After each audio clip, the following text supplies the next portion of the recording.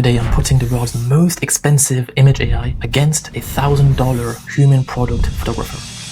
Not to see which one looks cooler, but to see which one looks real, which one you would actually trust and be willing to pull out your credit card and buy the product. But here's the problem with AI image generation tools until now. They're too sharp, they're too clean, they're technically impressive, but these are incredible for art, for creativity, and only work for product photography if you already have a lot of good product photos. And the AI image models being used were not built for product pages and customer psychology. You end up babysitting prompts, fixing weird details, and spending an hour going back and forth with the AI tool. And it still feels fake. Why is that? Because a photo looking good and impressive is not the same thing as trust. Your human brain is insanely good at detecting when something doesn't belong, a reflection that doesn't make sense, a material that feels wrong, a product in an environment it would never exist in. You might not consciously notice this, but your brain does. And when that happens, trust collapses, and that's why there's a flood of brands using these images but not getting sales. And up until now, the only other option brands had was traditional product photography, like the $1,000 photographer we're about to compare with right now. Traditional product photography works, but it's expensive, it's slow, and painful. You hire a photographer, you brief them, you go back and forth, then the season changes and the product updates, and then you have to do it all over again. Before we move on to the comparison between the most expensive AI, which I'm going to show you, and the product photographer, another key detail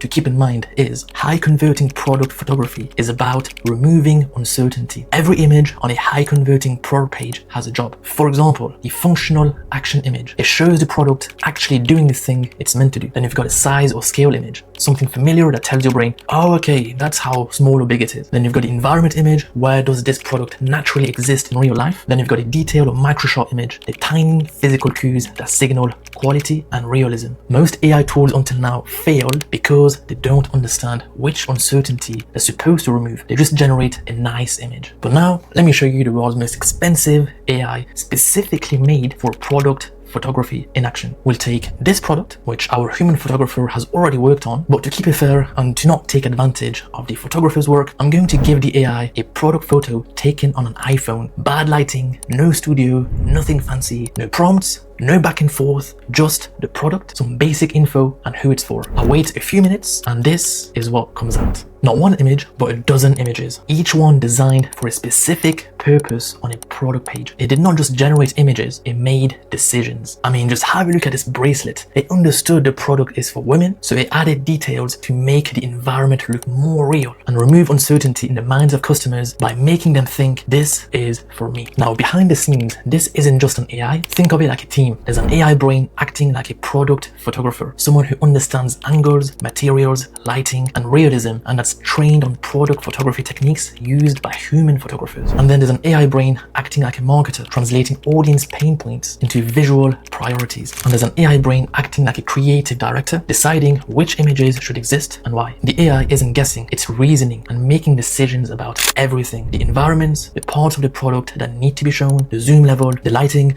and it decides through everything, and only then does it start generating images. And that's the difference compared to other AI tools. Now, let's compare the images created by this AI versus the $1,000 human product photographer. And here is what this photographer produced. You, as the viewer, can be the judge. Which one would you trust more? Which one is more believable? And which one gets you closer to buying the product as a customer? Now, this AI changes more than just photography. It means a small brand, even one that doesn't physically have the product yet, can present itself accurately and better than established brands spending thousands on shoots. It means trust is no longer gated by budget. And it means the brands that understand this shift early will quietly pull ahead while everyone else is still arguing about prompts, going back and forth, and trying to find and tweak competitor images, or having to deal with a human photographer, briefing them, going back and forth, time, the cost, the communication. A year from now, customers are not going to ask, was this AI? They're going to ask one thing: do I trust this photo? Do I feel more certain about the product? And most brands are not ready for how high that bar is about to get.